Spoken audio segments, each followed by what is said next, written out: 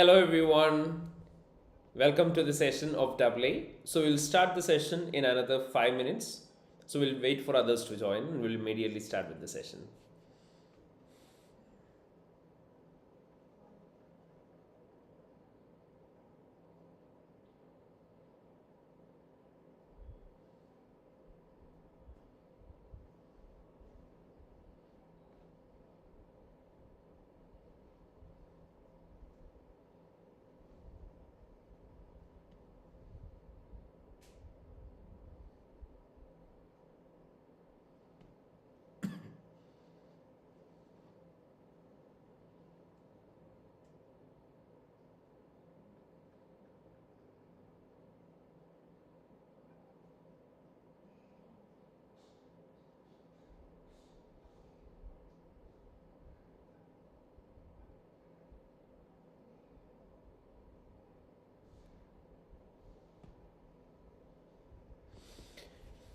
So once again, welcome to the session everyone. So we'll be starting with the marathon session of our paper AA, Audit and Assurance from now on.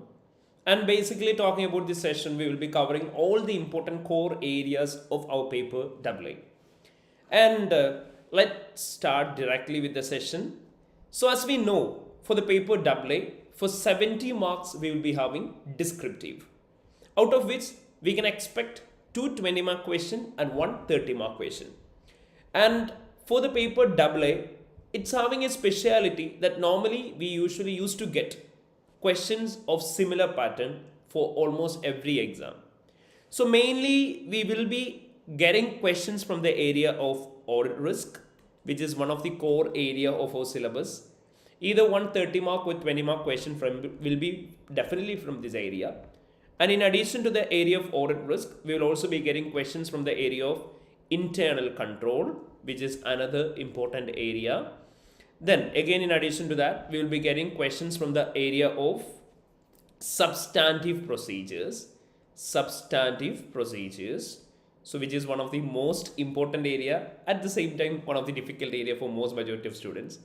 Then in addition to which, we are having questions from the area of reporting. Then there will be questions from the area of ethics. And again, definitely there will be possibility of having questions from the area of corporate governance.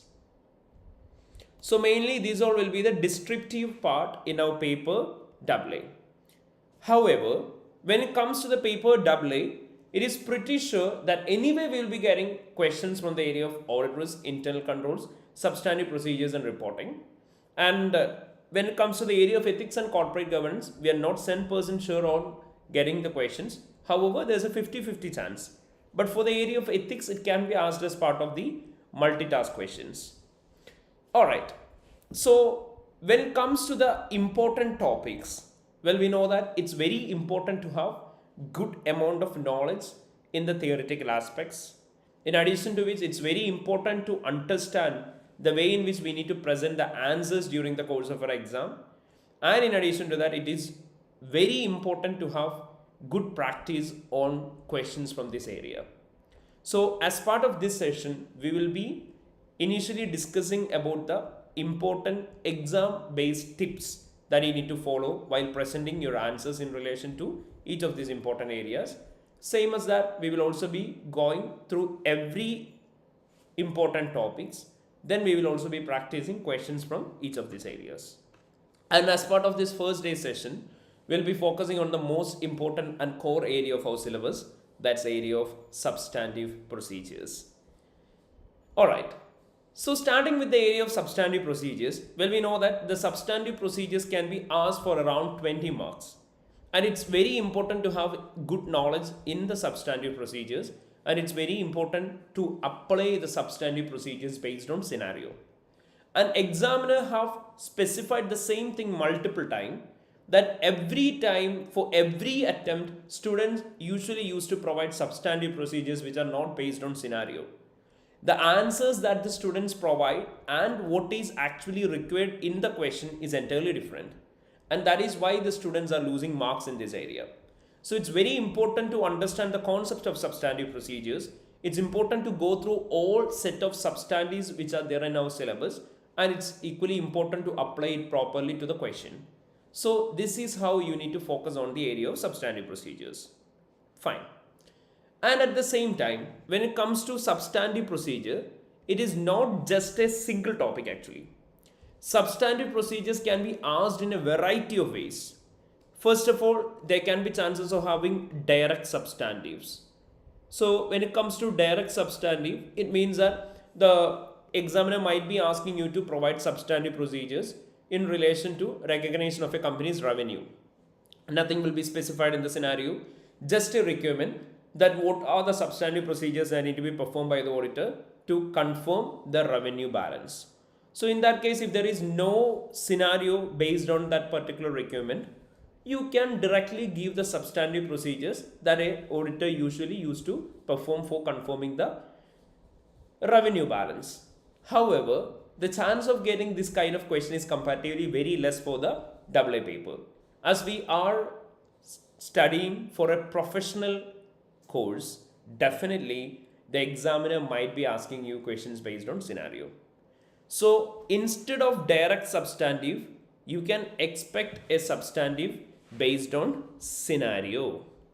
So the examiner will be asking you to write the substantive procedures in relation to the company's revenue, but a very huge or small scenario might be given in relation to the recognition of the company's revenue. So you need to first of all go through the scenario, you have to read, understand what is mentioned in the scenario, and then you need to write the substantive procedure to confirm the revenue balance. So that is something called scenario based substantive. Again, when it comes to the direct substantive, it can also have a further classification. It can be a direct substantive based on assertion. So well, we have studied assertions in relation to class of transactions and account balance, right? So basically when it comes to class of transaction, what does it mean? Class of transaction are the elements of the P&L, which includes income and expense. When it comes to the account balance, it means the elements of the statement of financial position, which includes the company's assets, liabilities, and equity. And we have also studied assertions relating to the class of transactions, right? Which includes occurrence, same as that. There is something called completeness, accuracy, cutoff, classification, and presentation. And there are also assertions relating to the account balance, which includes completeness, existence, rights and obligation, accuracy, valuation, allocation, classification, presentation. So the examiner will be asking you substantive procedures specific to the assertion. They will ask you to write the substantive procedure to confirm the inventory valuation. So you need to write substantive procedure specifically to confirm the assertion such as valuation. Same as that, there can be chances that the examiner might be asking you to confirm the existence of receivables or confirm the completeness of property, plant and equipment. In all this situation, you need to give substantive specific to that assertion. So literally you need to understand the meaning of that assertion first, and you need to write the substantive procedures in relation to that. Then, so there is something called direct substantive. There will be substantives based on assertions. There will be scenario based questions. In addition to that, there can be possibility of having assertions plus scenario. Assertions plus scenario. Which means in the requirement, examiner have just asked for substantive procedures relating to revenue or substantive procedures relating to receivables. And within the scenario, they might have mentioned that the company is planning to purchase a new set of assets during the current year, and they have already brought some set of assets. So there are some concerns with regarding the existence of these assets, and blah blah blah, some of the details are given. So literally what the examiner is aiming to do, so they are asking you to perform procedures to confirm the company's PPE. But in the scenario, it is mentioned that there are some issues with the existence of the PPE. So in that case, you need to give substantive procedures which need to be used to confirm the existence of PPE. So literally, they are asking you for a assertion specific substantive, but nothing is specified in the requirement. Instead, this might be mentioned in the scenario. So this is something called scenario plus assertion based. So any category of this can be asked for your exam. So first of all, you need to have a clear picture that there are these many set of substantives for our exam. And from the scenario and from the requirement, you need to understand, first of all, understand which one the examiner is expecting from you. And then you need to write the substantive procedures to confirm each of this requirement that is required by the examiner. So then only you will be getting marks. So this is what you need to consider while doing the questions relating to substantive procedures. We have got this many category of substantive procedures. And in addition to this, there can also be chances that the substantive might be asked as part of the MTQ questions or MCQ questions as well, whereby the examiner will give you a substantive and they will ask you to confirm the related assertion. Or else they will give you a substantive procedure and they will ask you to specify which assertion that particular substantive procedure is leading to. So either way the questions can be asked. So you have to be very well prepared for the area of substantive procedures, because the question can be a bit tricky in this area and it is very important to score good marks in this area. So please do focus on the requirement as well as on the scenario for both descriptive as well as for the MCQ questions. Alright. So let's start with the area of substantive procedures. So well, what do you think? What do you mean by substantive procedures? Well, we know that these substantive procedures are the procedures that are performed by an auditor in order to confirm whether there is any mistakes in the assertion level. So as an auditor, we need to know whether there is any possibility of having mistake in the company's financial statements assertions. To confirm that, auditor will be performing a set of procedures.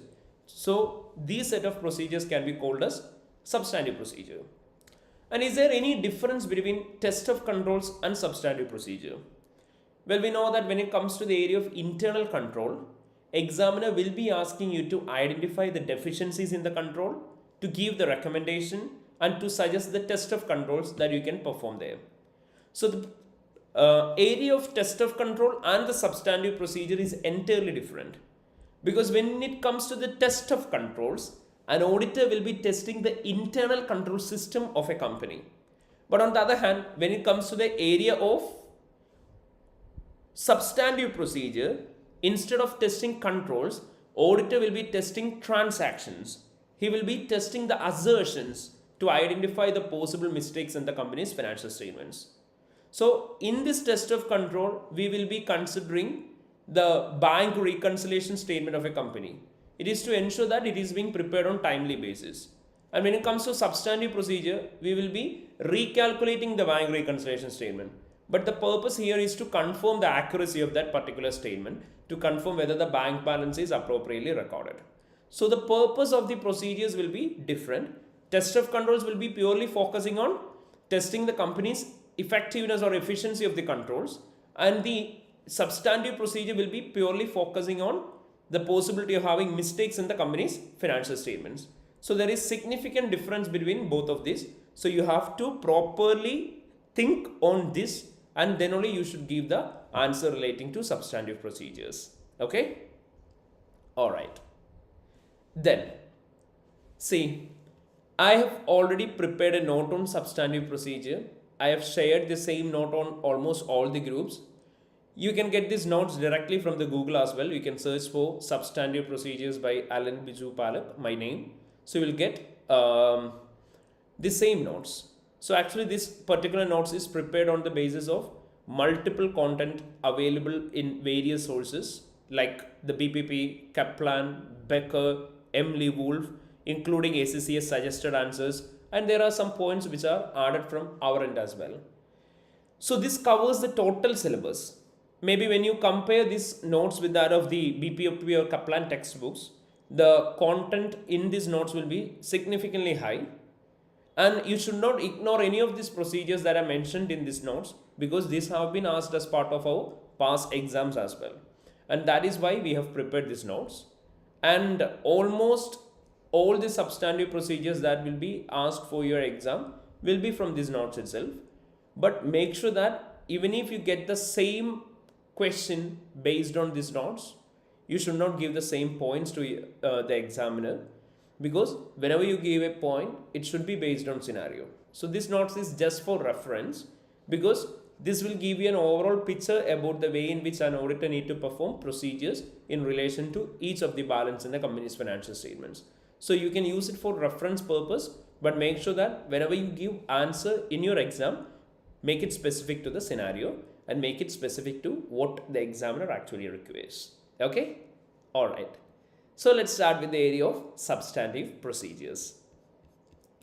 So the examiner have clearly mentioned some of the common mistakes that have to be avoided by every student while performing the procedures.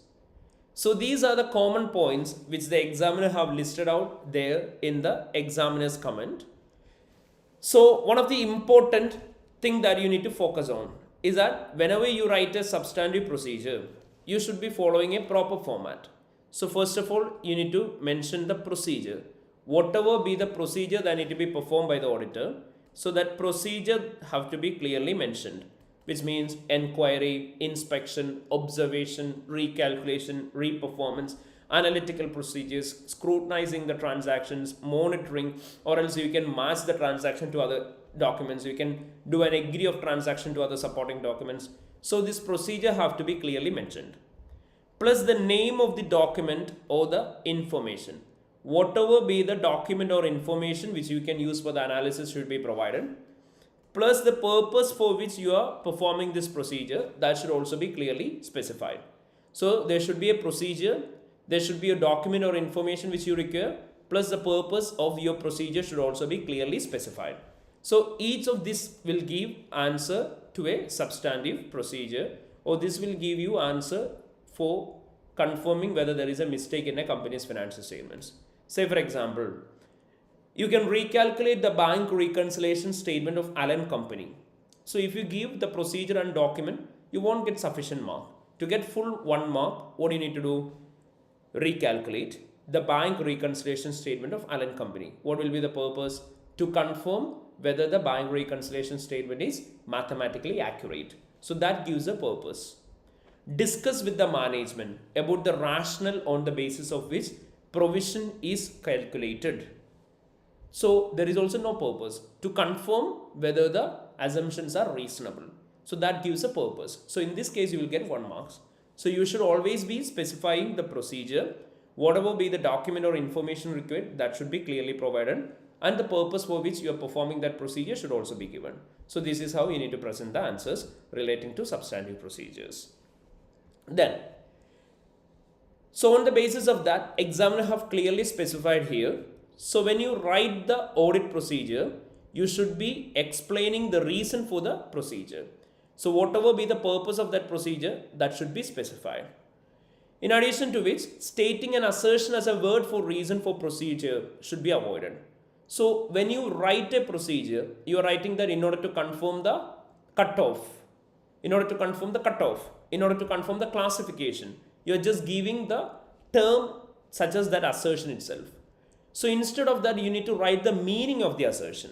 So instead of writing to confirm cutoff, you can mention that to confirm whether the transactions are being recorded in the correct accounting period.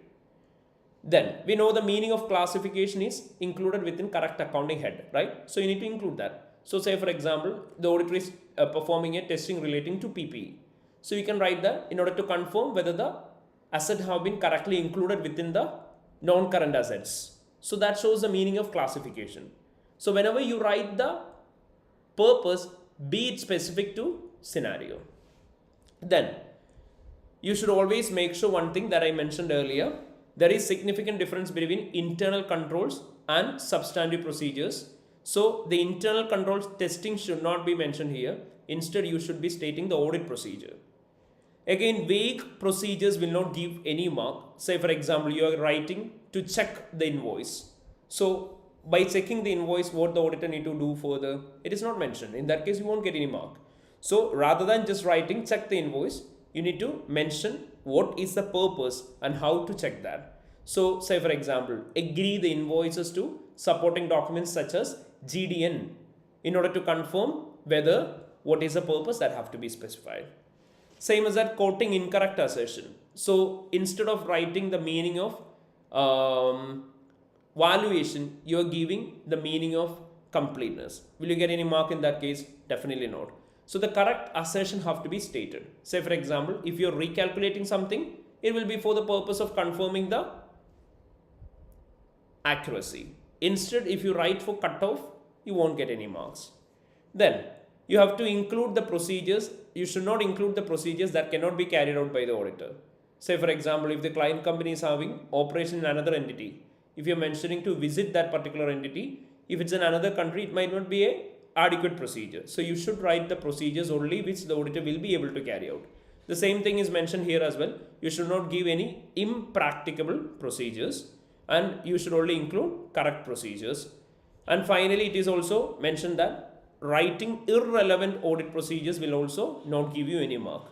Say for example, the examiner is asking you to write the substantive procedures to confirm depreciation of non-current asset, and instead of writing the depreciation of non-current assets specific point, you are giving just the common points for testing the PPE. In that case, you will not get any marks because the examiner is clearly specifically mentioning that the students are required to provide substantive procedures to confirm depreciation of non-current asset. So in that case, you need to write the substantive procedure to confirm the depreciation itself. Instead, if you give general point, you won't get any marks. So this is what you need to consider while writing substantive procedures. So make sure that you are following each of these comments that is given by the examiner. Then, now let's discuss some of the common substantive procedures very quickly, and make sure one thing, that you are having confusion while writing answers in relation to substantives. So normally every faculty will ask you to avoid the confusion, but you should have confusion, then you should avoid it. So if a student is having confusion in writing substantive, it means that he have studied the substantives area properly, because only for a student who have done studies in this area will be able to get confused while giving answers. And if anyone have not gone through the substantive procedures area properly, in that case, they will not be having confusion because they haven't gone through that area properly. That is the main reason. So let's start with the substantive.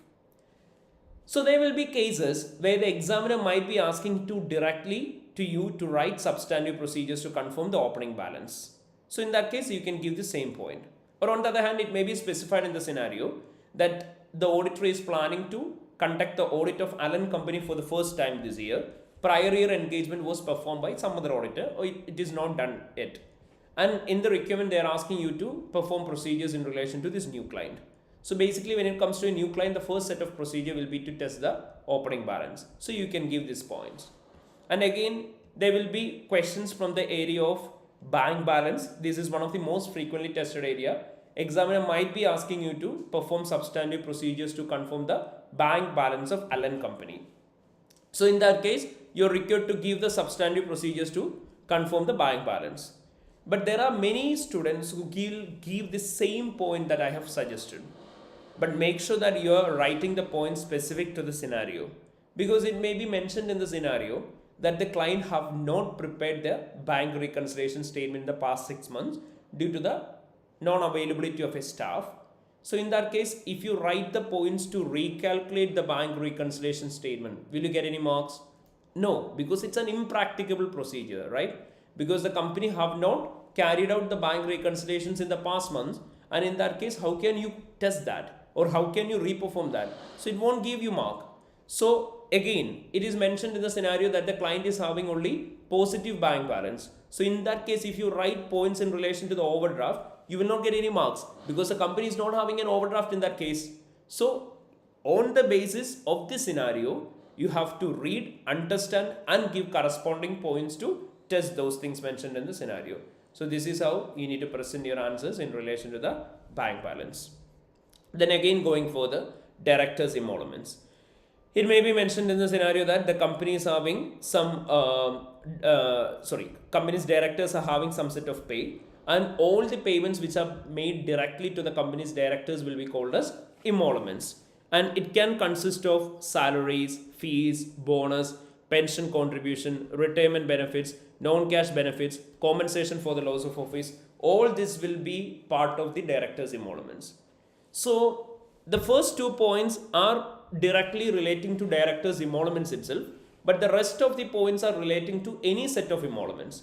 Say for example, if the examiner is asking you to write the substantive procedures to confirm the director's bonus, what can you do in that case? Enquiry is directed to confirm the director's bonus listed are complete and are in line with expectation. So review the director's contract and ensure director's bonus are consistent with the terms of this contract. Agree the director's bonus to the payroll records. So you can make it in that way. So you can make it specific to the scenario. So you should be having a proper picture on the elements that are included as part of the director's emoluments. So as I mentioned earlier, director's emoluments will be consisting of salaries, fees, bonus, pension contribution, retirement benefit, all this set of non-cash benefits, and any compensation for the loss of office. Then, while writing the answers in relation to the director's emoluments, you should be having confusion with that of the payroll. So consider that if the examiner is asking you to write the substantives in relation to bonus payout for an employee, in that case, instead of using the director's emoluments points, you should be using payroll related points, because any payment which the company have made to the company's employees will be included as part of the payroll expense. So you should be having confusion between director's emoluments and payroll. If the examiner is asking you about the bonus or related payouts that is made to a company's director, in that case it should be relating to the director's emoluments. Or if the payments are made relating to company's employee, it include the payroll expense. Then again, there can be chances of having direct questions in the area of revenue related substantives. Purchase or other expenses might also be asked. And there should be a confusion between purchase and other expense and the accruals. There can be chances that it may be mentioned in the scenario that the company is having electricity expense, and for the past 3 months company have not paid the electricity expenses properly. So in that case, that will be a company's liability, right? So it will be an accrual. So you need to write the substantives relating to accruals in that case. So you should be having confusion between expenses and accruals. And sales tax liability, same here. Sales tax liability will also be related to the accruals itself. We have mentioned about the payroll. Provision, you need to read, understand what it is mentioned in the scenario. You have to clearly identify about the provision which the company is talking about. If it is relating to provision for bad and doubtful debts, which means allowance for bad and doubtful debts, you should be writing points specific to that. If it is a provision based on redundancy, you should be writing points relating to that. If it's a provision relating to the company's legal claim, then you should be writing points in relation to that. So whatever you write should be specific to the scenario. Then next, it's about the receivables balance. So when it comes to the receivables balance, you can write the points specific to the scenario itself. So in addition to that, we have studied each of the assertions relevant to receivables, which includes completeness, existence, accuracy, valuation, allocation, rights and obligation, classification. And well, we know that receivables is directly linked with that of the revenue. So these points are common to revenue and receivables. So in relation to the revenue, you might be asking, you might be getting questions on cutoff of revenue as well as on the occurrence and presentation of revenue as well. So for both the revenue and receivables, you can use this same set of points. Most important, inventory. So inventory is one of the most important area, because we have studied, or our syllabus covers a lot of important substantive procedures in relation to the inventory. So we have got a hell lot of substantives to study in relation to inventory. So well, we know that we have studied inventories, assertion specific points. In addition to that, we have studied inventories point relating to before the count, before the inventory count take place, we need to follow some set of procedures. Then third one, during the count. Fourth one, after the count. Then fifth one, inventory held with the third party. Held with third party. Then inventory at standard cost. Inventory is recorded at standard cost. Then the client is following continuous or perpetual inventory count. So in each of these cases, the substantive procedures will be different. So when we've got all of this set of substantives to learn as part of the inventory, so there are substantives which is based on assertion specific points. There are substantives for before the count, attendance at the inventory count, during the inventory count, both are same, at the inventory count and during the inventory count, both are same. After the count, inventory held by third party, standard costing, continuous inventory count. So the first thing you need to do is that you need to read the requirement thoroughly. It may be mentioned in the requirement that you are required to perform substantive procedures to confirm accuracy, valuation and allocation of the inventory. So in that case, we know that it's an assertion specific substantive. So you can write the points based on accuracy, valuation, allocation, but make sure that you are using the data from the scenario. So giving the substantive should be specific to the scenario. But if it is just mentioned in the requirement that the auditor is required to perform substantive procedures relating to inventory, nothing else is mentioned, and you've got a scenario, and from the scenario you need to identify whether it's an assertion specific substantive. If not, you need to consider the scenario and you need to understand whether it is mentioning about the points which the auditor need to perform before the count. So it may be mentioned in the scenario that it is 1st of Jan 2015 and the client company is planning to perform the inventory count on the end of this month. So it may be mentioned in such a way. So it means that the count have not yet been taken place. So if you are requiring to get procedures based on inventory count, in that case you should be writing points relating to before the inventory count. Or if maybe mentioned in the scenario that the count is currently being undertaken and they are asking for the procedures relating to that. In that case, we need to mention about the procedures of attending at the inventory count. Or it may be mentioned in the scenario that the count have taken place a week back and now they are requiring the auditor to perform the procedures. In that case, you will be writing procedures relating to after the inventory count. Or on the other way, it may be mentioned that some of the inventories of the company is held with the third party. So in that case, you need to write the points in relation to inventory held by third parties. Again, same in that way, it may be mentioned that the inventory of the company is recorded at standard cost. So these points have to be used. And above all, if it is directly or indirectly mentioned in the scenario that the client is following continuous or perpetual inventory count, in that case, the procedures have to be entirely different and should be specifically based on continuous inventory count. And in that case, you will be giving this set of points. Or on the other hand, you can also expect a mix of scenario whereby the examiner might be asking you to write the substantive procedures in relation to the inventory and may be mentioned in the scenario that the company is following continuous inventory count and the inventory is recorded at standard cost. And in that case, you need to make a mix of continuous inventory count and standard cost related points. Or it may be mentioned in the scenario that the company's inventory is held in third party warehouse and the inventory are being recorded using standard costing method. And in that case also, you need to make a mix of inventory held by third party and standard cost. So this will be the way in which you will be presenting answers relating to inventory. And in addition to this, you should also be having confusions between inventory related points and points in relation to the PPE. Because in our scenario, it may be mentioned that company is having some of the inventory in their warehouse. So it may be in another way, it may be mentioned that the company have purchased some of the PPE during the current year. Okay. And they might be asking you to write substantive procedures in relation to the PPE's valuation. So in that case, you will not be having any confusion because it is clearly mentioned in the scenario that the auditor is required to perform substantive procedures in relation to PPE. However, on the other hand, instead of that, the examiner might be asking you to write the substantive procedures to confirm the valuation of vehicle. Okay, instead of writing PPE, they have just given that auditor is required to perform substantive procedures to confirm the valuation of vehicle. So in this situation, many of the students, without having any confusion, they will give direct points in relation to valuation of PPE. And the students will lose total mark. Because in the exam, it may be mentioned that the company's business is retail of vehicle.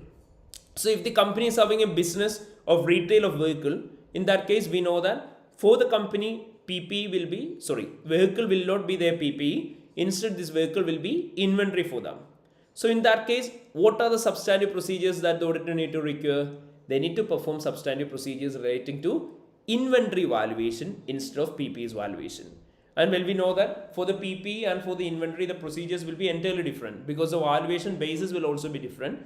For PPE, we will be valuing whether it is in accordance with IAS 16, and for the inventory, we will be valuing it in accordance with IAS 2. So the valuation basis will itself be entirely different. So you will not get any marks in that area. So you have to have confusions between inventory and PPE. You need to first of all focus on the scenario, and you need to identify whether the examiner is asking you to write procedures relating to PPE or the examiner is asking you to write procedures in relation to the company's inventory. So you should properly look at that. Alright. Then again, continuing with the area, you might be getting questions on trade payables and accruals, which are directly connected. So it's also based on assertions. So again, you will be getting substantives based on tangible non-current assets.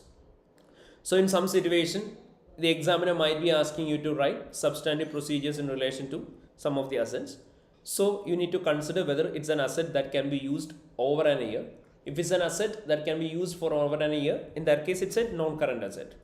And you need to give the points relating to tangible non-current asset. Either it can be asked on the basis of assertions, or additionally we have got in our syllabus substantive procedures relating to addition of non-current asset, relating to self-constructed assets, disposal, valuation of depreciation, revaluation of PPE. So any of this can be asked. And when it comes to this area, self-constructed assets and addition of non-current asset, both are entirely different. So when it comes to addition of asset, it means that, say for example, the company is purchasing a particular building. So it's an addition of asset. But on the other hand, the company is constructing their own building. So that will not be addition, it will be self-construction of asset. So in both cases, substantive procedures will also be different. So you have to write substantive specific to the scenario. Same as that, the valuation of depreciation, revaluation of PPE, you need to clearly understand that revaluation and review is both entirely different process. Review means we will be just checking the useful life of the asset. We will be considering whether assets are damaged or not. But when it comes to revaluation, we will be increasing the value of asset and recognizing the surplus amount recognized in the company's OCI, or in case of revaluation losses, the excess amount of losses will be recognized in the PPE. So the treatment is different. So you need to understand whether it's a review or revaluation. Only points in relation to the revaluation should be included if the examiner is asking for that. Then next one is non-current liabilities. So basically when it comes to the area of non-current liabilities, so in that case, the examiner might not be asking you direct substantives relating to non-current liabilities. Instead, they might be specifying that the company have taken a credit which need to be repaid over next 5 years.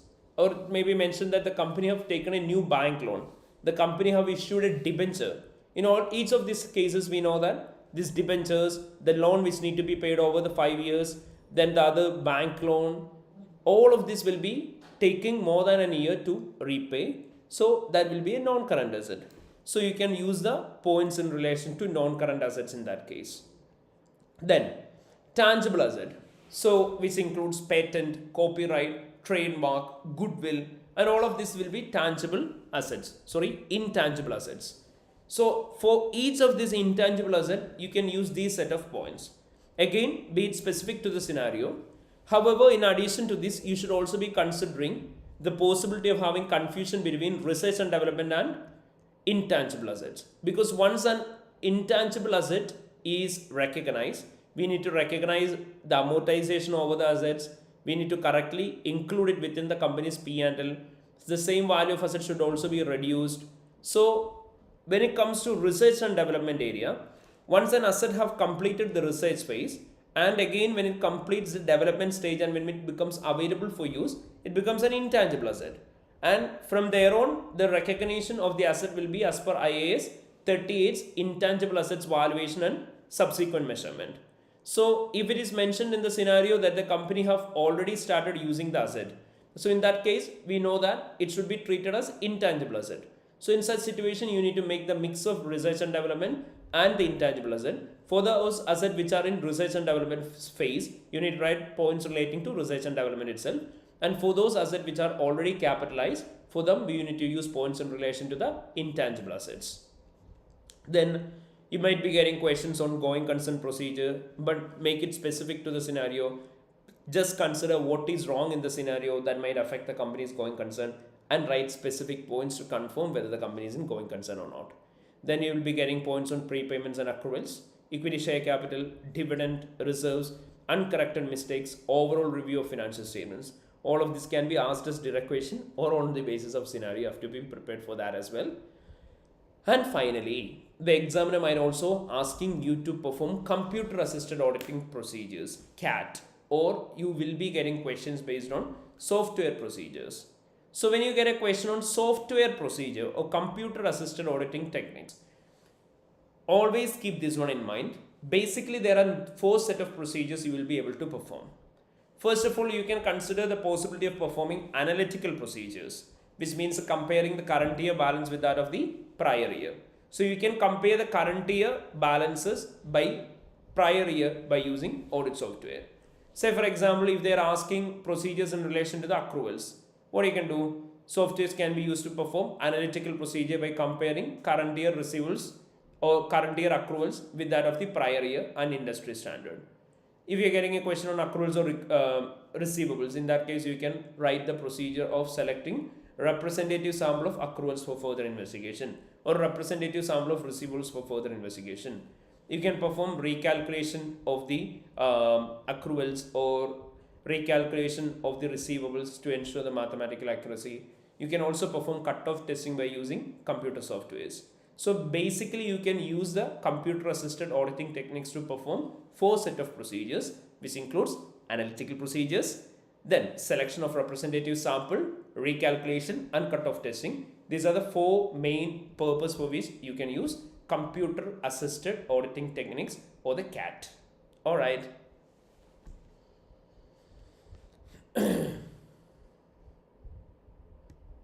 Then, so these are the common substantive procedures which you can use for your exam.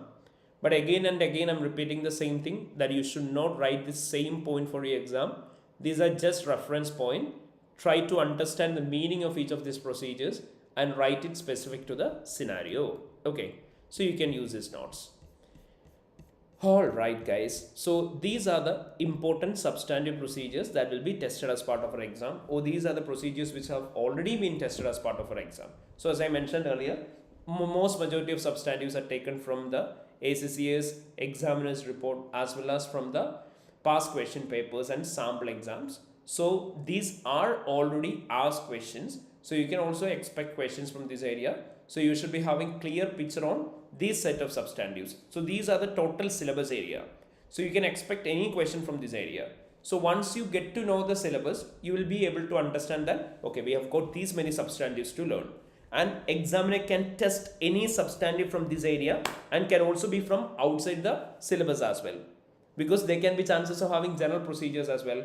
So first of all, try to match the requirement of the examiner to the set of substantives that you already learned. Then after revising the area, make it specific to the scenario. Then you will get the marks. And whenever you write the substantive procedures, always make sure that you are clearly specifying a procedure. Whatever be the document or information you are required, that is also clearly specified. Plus the purpose for which you are performing this procedure, that should also be specified. If you specifically mention each of these things, your answer will be perfect. You will be getting 1 mark per substantive. And when you get a question on 5 mark, you should be giving at least 5 points and to a maximum of 5 points also, because you will be getting 1 mark per point. So if you write excess of points, you will not be getting any additional mark. Instead, it will simply be killing of your required time in the exam for other questions. So you should not give any excess points. Give what is asked by the examiner. Okay? So these are the key things to be considered while writing substantive procedure. Fine. So now let's do one thing. Let's look at some set of questions that have been asked in your prior exams. So you will be getting a proper understanding on how these kind of substantives will be asked for your exam. So now we will do one of our old question. It's a question called dashing. Okay, it's a question called dashing. So everyone please do one thing now. Please read this scenario in relation to the dashing company. So after that we will look at the requirement and we'll write the answer specific to the scenario. Okay. So please go through this paragraph.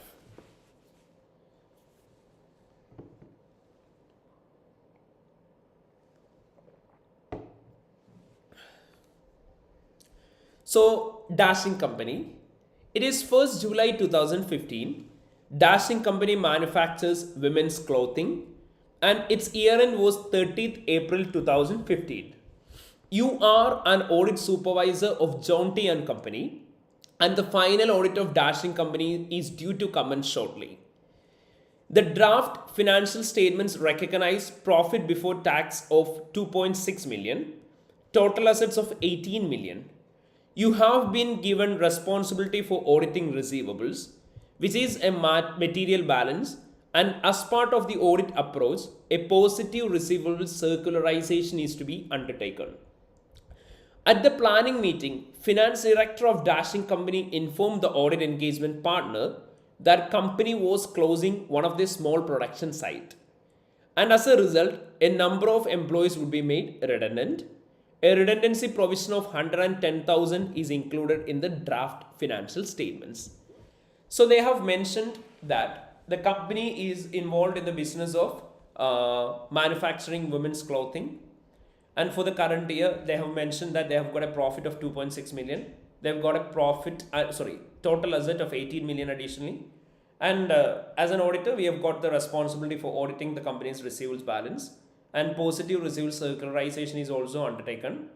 And as part of the meeting, finance director have properly mentioned that they are planning to close one of their small production site, and because of which some of their employees will be getting redundant, and for which they have recognized a redundancy provision of 110,000, which is included in the company's financial statements.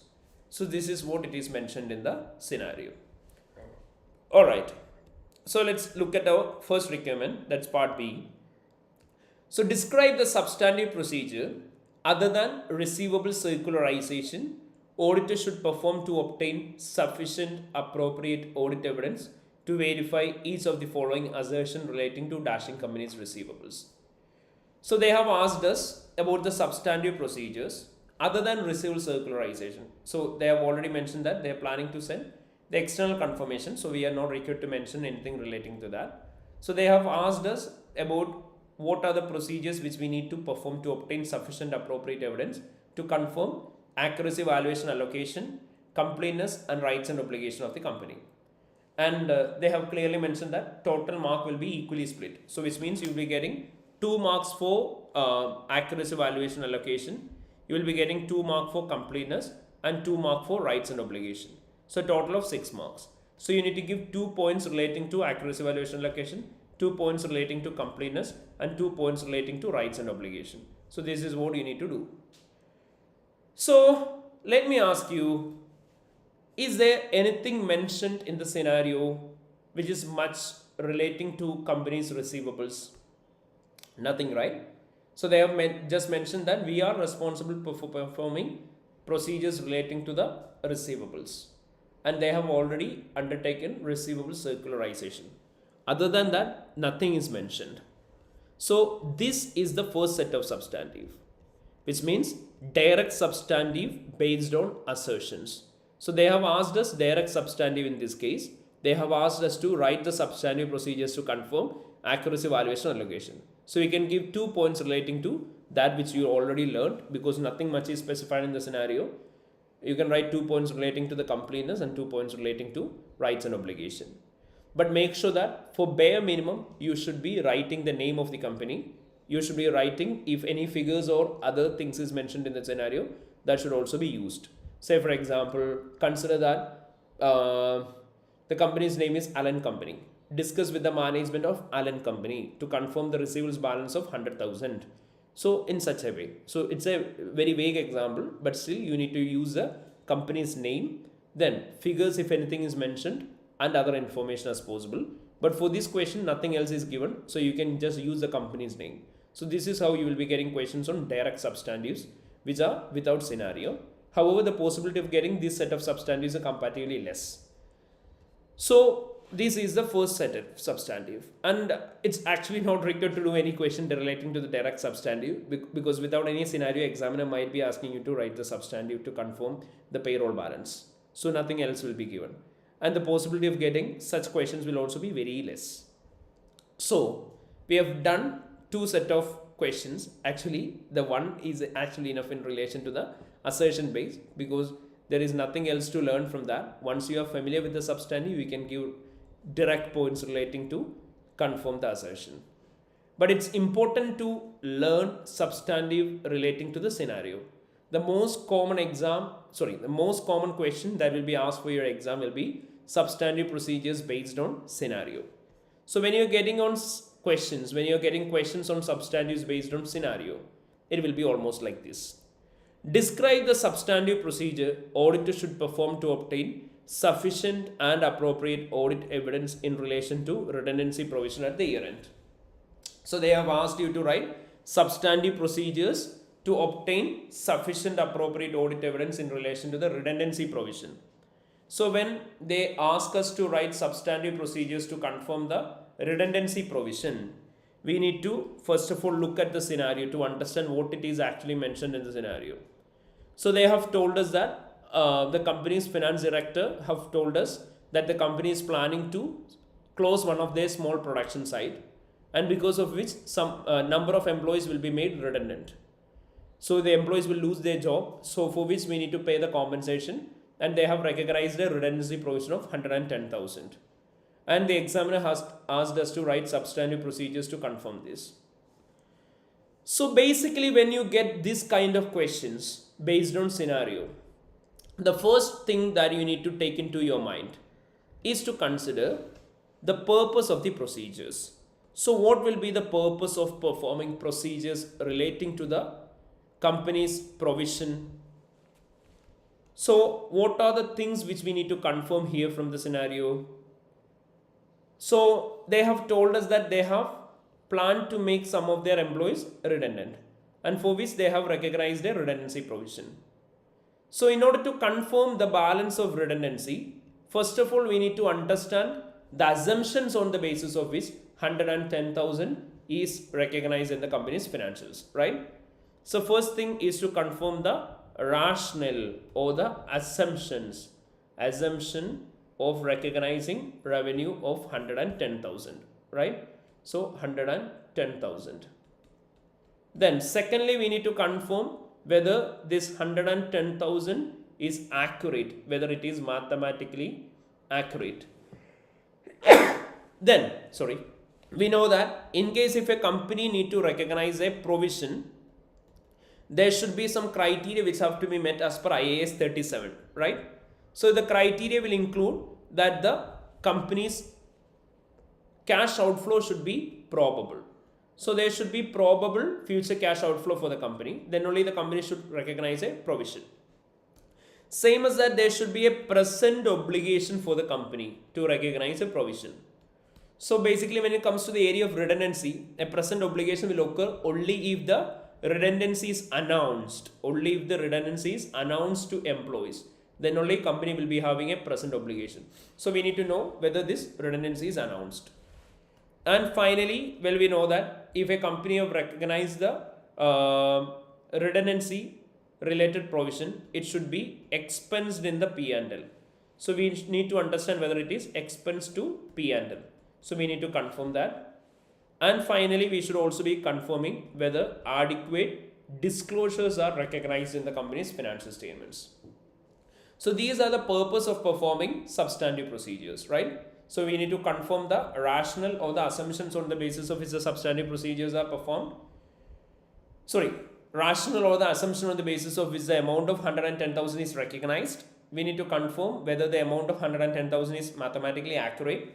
Then we need to know whether the provision is actually required to be recognized in accordance with IAS 37, which requires a provision only if there is probable future cash outflow for the company. there should be present obligation, and in case of redundancy provision, that present obligation will occur only if the redundancy is announced to the employees. And we need to consider whether the redundancy provision related expenses are recognized in the P&L and whether adequate disclosures are given in the company's financial statements. So this is what we need to confirm here from the scenario. And therefore, we need to write substantive procedure to confirm each of these. Okay, fine.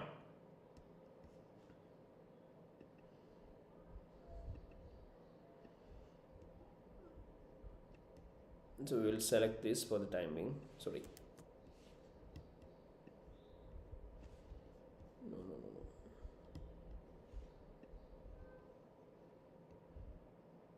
Okay, I have copied this. I will give you another set of common procedures, which will be a bit difficult to read, but I will explain you the same thing. So basically, I am using some common points. So these are 10 points which you can use for almost all the scenarios. When you get a scenario, you need to ask these set of questions which I have highlighted in yellow to the scenario, and the scenario will give you the answer. Okay, so these are the set of questions which you need to ask to the scenario to get the answer. First of all, when you get a question based on scenario specific substantive, you need to consider about the set of procedures that you can perform in this case. So first of all, you need to consider whether is there any possibility of discussing something with the management. So discuss with the management about dash, and there should be a purpose for discussing it with the management. So to confirm dash, that purpose should also be specified. So here in this case, we have mentioned that the rationale of recognizing 110,000 need to be confirmed, right? For what purpose? We need to know whether it is reasonable. So what we can do in that case, discuss with the management of dashing company about the rationale on the basis of which they have recognized redundancy provision of 110,000 in order to confirm whether it is reasonable. So now we have made it specific to the scenario. Discuss with the management of dashing company about the rationale on the basis of which they have recognized the redundancy provision of 110,000. Figure is included to confirm whether it is reasonable. So the purpose is also clearly specified. So this is how you need to give the scenario specific substantive. Then again, well, we know that it's always preferable to get a documentary evidence rather than oral confirmations. So you have to consider the possibility of getting written representation. So you can obtain written representation from the management to confirm their assumptions, right? So you can obtain written representation from the management about whether they have announced about the redundancy to the company employees to ensure whether there will be a probable future cash outflow for the company, or to understand the possibility of having probable future cash outflow for the company. So you can write in such a way. Then again, you can always consider the possibility of getting an external confirmation. So well, we know that external confirmation means, again, it's a written evidence which we obtain from a third party who is a person outside to the company. So you have to logically think who will be a third party here, who can give you information in relation to the redundancy. Who will be the third party? Definitely there will be company lawyers, right? Or there will be other lawyers. So you can obtain external confirmation from the lawyers in order to confirm whether there will be a probable future cash outflow for the company in relation to the redundancy. Then again, correspondence means it's a communication. So if you look at communication between two persons, you will be able to understand something, right? So first of all, you need to mention the correspondence between whom you can consider and for what purpose. Maybe in this case, you can review correspondence between dashing company and the dashing company's employees in order to understand whether the company have announced about the redundancy to the company employees. So wherever there is possibility of calculation, you can always go for recalculation. So in this case, we know that there are some calculation in relation to the redundancy. So you can consider the possibility of having a recalculation. So recalculate the redundancy provision in order to confirm the mathematical accuracy. So you can recalculate the redundancy provision to confirm mathematical accuracy. The next one is analytical procedure. So, and one more thing, when you write the recalculation also, include maximum data from the scenario. recalculate the redundancy provision of 110,000 relating to dashing company in order to confirm the mathematical accuracy. Make it specific. Then again another point is based on analytical procedure. So basically we know that analytical procedure means it's a comparison between the current year, previous year, or between the current year and industry data and all. So you can always write procedures relating to analytical procedure.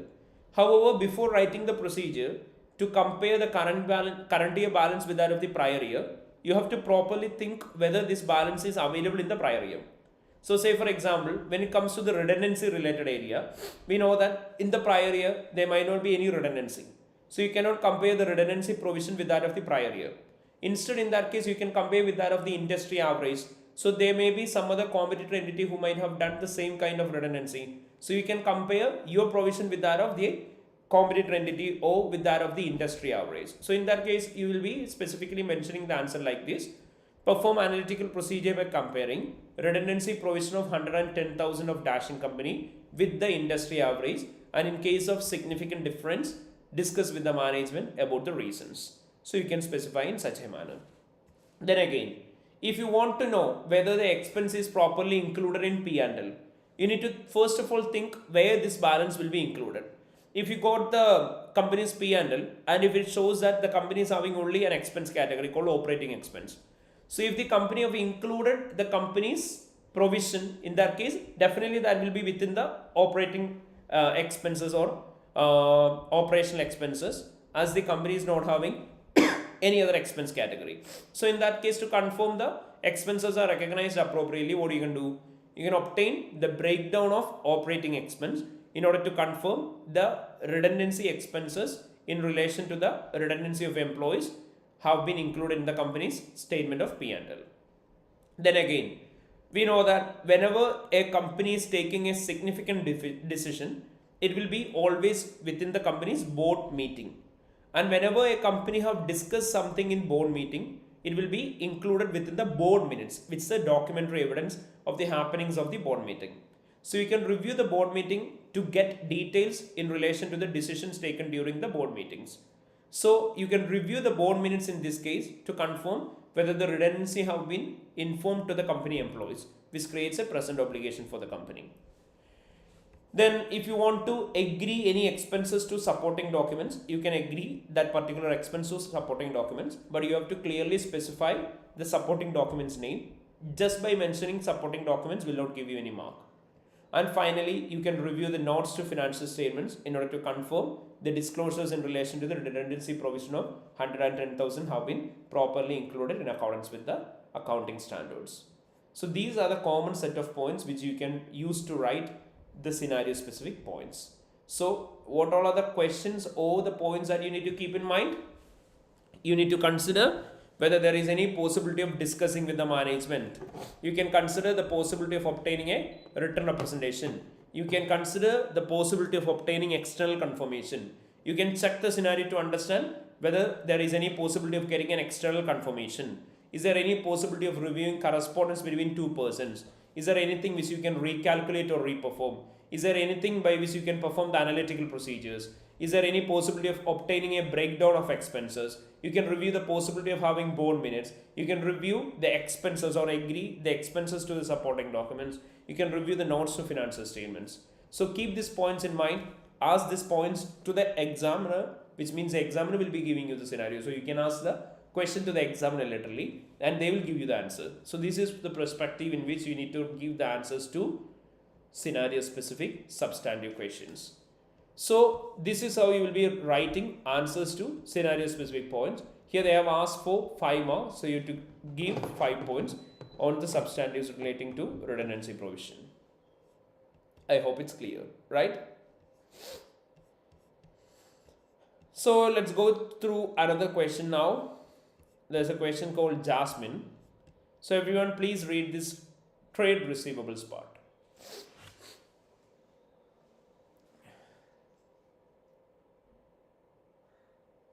Everyone please go through the trade receivables, okay?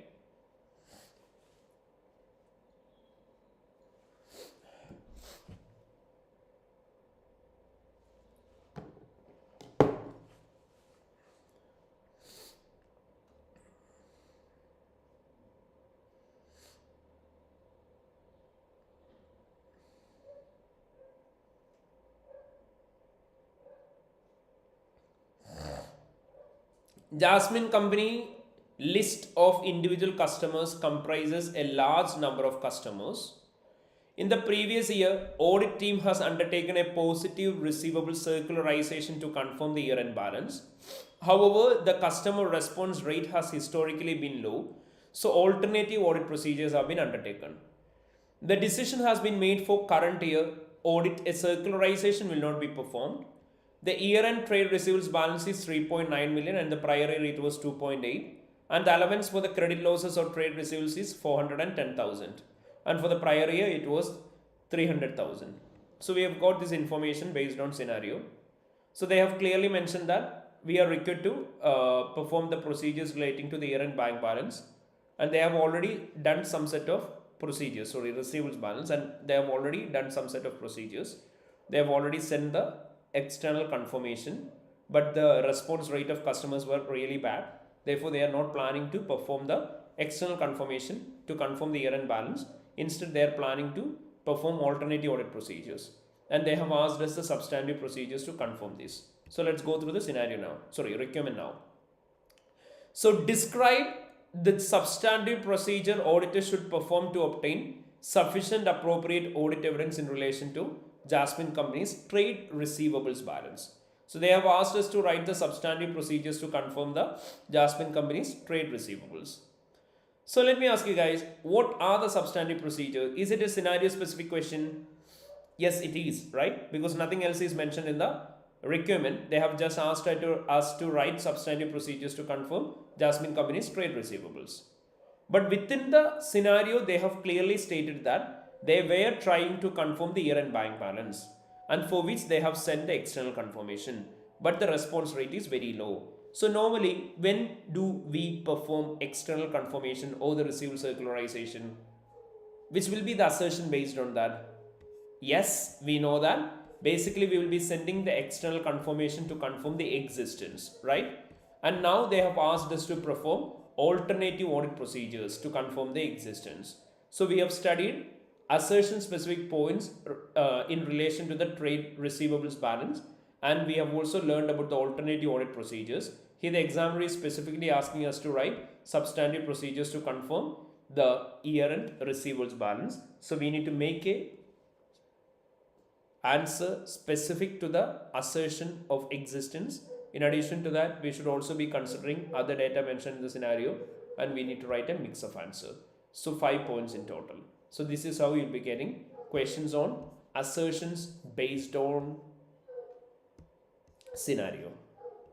Okay, so these are the questions which are based on assertions based on scenario. So which we have discussed here. So as we mentioned, now we have gone through direct substantive.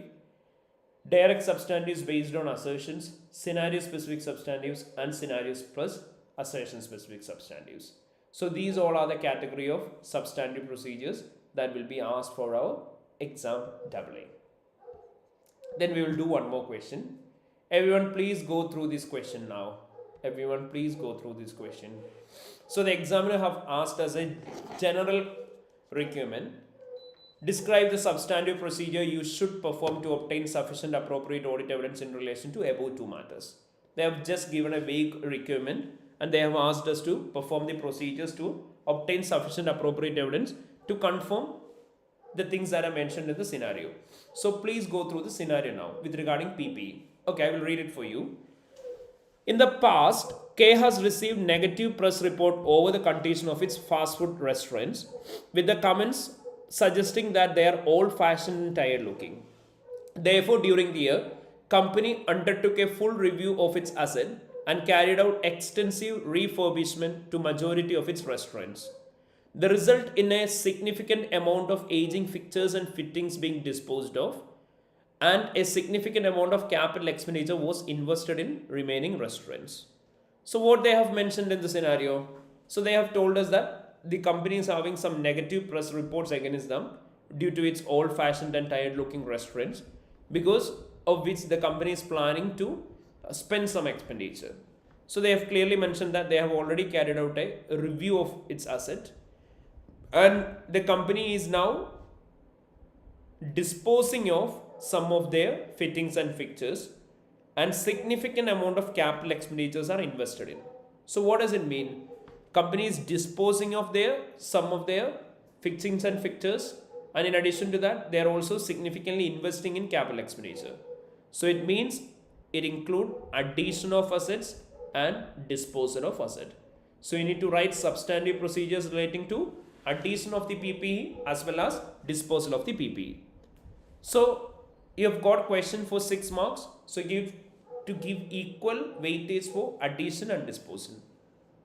So the examiner have clearly mentioned that when this question appeared for exam for the first time, there were multiple incorrect responses which the examiner have received. Many of the students have only identified the disposal of the asset and they haven't given any points in relation to the addition. Some other students have identified the addition of asset, but they haven't given points relating to disposal. And some rare students, they have given points relating to the revaluation of the company's PPE by just looking at the word review of assets. So as I mentioned earlier, review and revaluation is entirely different. So in this case, they have asked us for the review of assets, not for the revaluation. So the main point which we need to consider here is the disposal and addition of assets. So here you need to give substantive procedures specifically relating to addition and disposal of the PPE. So this is what you need to consider.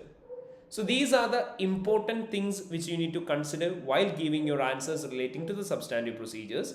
As I mentioned earlier, whenever you provide the points in relation to substantive procedures, make it specific to the scenario and always consider the important points which have been suggested by the examiner and not by me.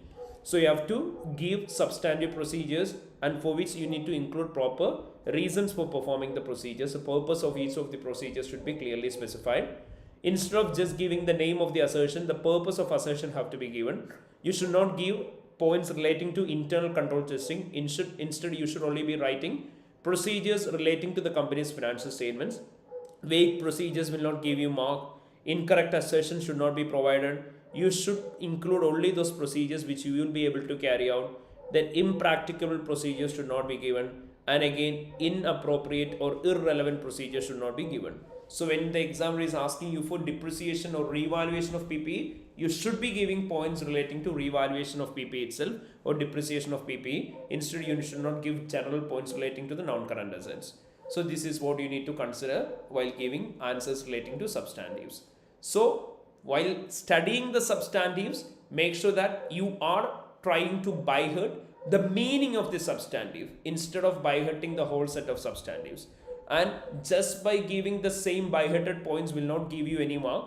Be it specific, make it specific to the scenario, and you need to properly understand what it is mentioned in the scenario, understand the meaning, remember all the important substantives that we learned, apply the substantives directly to the scenario, and score maximum marks as possible. Alright, so this was a quick revision session in relation to the substantive procedure. I believe this might be helpful for you. So if you find this to be helpful, please do share it with maximum students as possible, so they will also be benefited by our sessions. And in addition to that, do subscribe to our channel to get more updates relating to AA as well as relating to other papers. Many faculties or tutors will be sharing their expert insight and other lectures in this space. So do follow this space and do share it with maximum number of students. And if this particular session was really helpful for you, do mention the same thing in our comment section as well. So thank you so much everyone. Thank you and see you in next session. And in the next session, we will be focusing on the areas of internal controls and audit risk. So by this marathon session, we will be covering all the important core areas of our syllabus, audit and assurance. Thank you so much everyone.